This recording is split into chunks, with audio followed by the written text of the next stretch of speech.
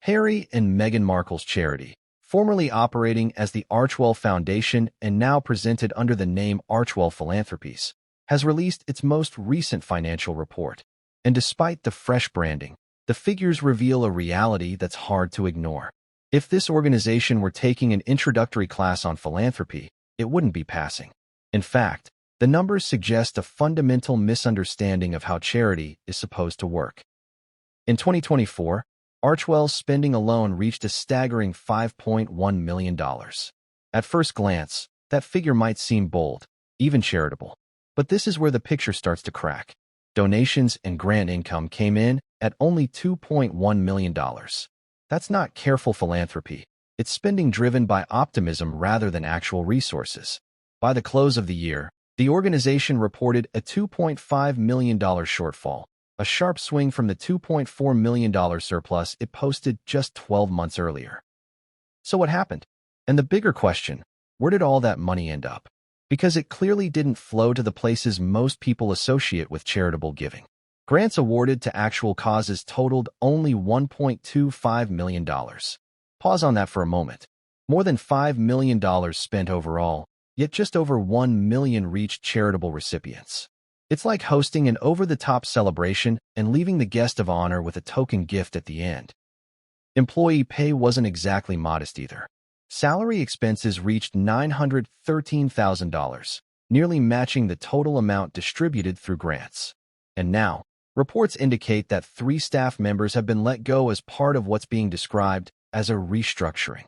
In plain terms, something isn't lining up. One of those positions, the Director of Programs and Operations, reportedly paid $146,000 per year. Managing a charity with limited charitable output can still be lucrative. Until suddenly it isn't. But the most concerning line item appears under a broad and vague label: other expenses. In 2024, this category surged to $2.9 million, nearly triple the amount from the previous year. And this is where transparency fades. Travel costs rose. Office spending expanded. And a staggering $2.1 million was left entirely undefined. No detailed explanation. No itemized clarity. Just an expectation to accept it as is. Notably, 2024 also included what many observers called the Sussex's unofficial, yet highly visible, overseas trips. Visits to Nigeria and Colombia came with tightly packed itineraries, basketball clinics, meetings with political figures, constant photo ops, and meticulously planned outfit changes. On paper, these trips are categorized as business-related. In reality, they closely resembled royal tours in everything but name.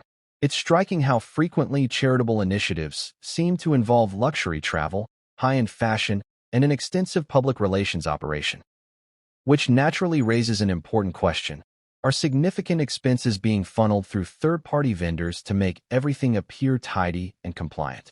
Advertising firms, consulting agencies, strategy firms were involved as well.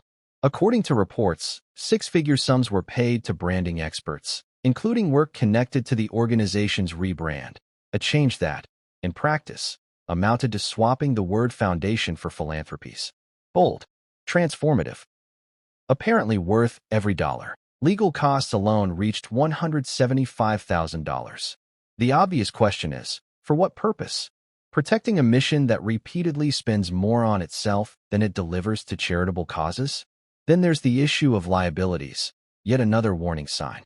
Outstanding obligations surged by more than $800,000, with accounts payable climbing rapidly. Why would a charity of this scale be postponing payments like a cash-strapped startup trying to stay afloat? At the same time, donor confidence seems to be slipping. Contributions fell sharply from $5.3 million in 2023 to just $2.1 million in 2024. It's interesting how generosity tends to fade when transparency becomes harder to find. Even so, Archewell continued funding its usual lineup of causes: media-friendly nonprofits, technology-focused initiatives, and award-related partnerships that conveniently keep Meghan's name in public circulation. At this point, the rebrand starts to make sense.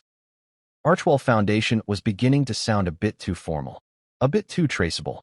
Archewell Philanthropies, by contrast, feels softer, broader, vaguer, and flexible enough to reset expectations, reshape the narrative, and quietly restart the timeline. But here's the reality branding can't escape. Numbers aren't swayed by image.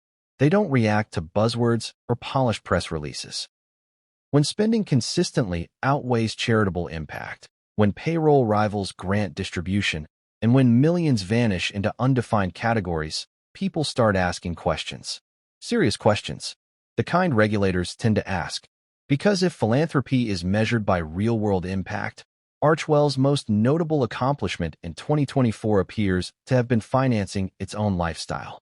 And if this is what modern charity has become, perhaps donors should stop applauding headlines and start reading the fine print.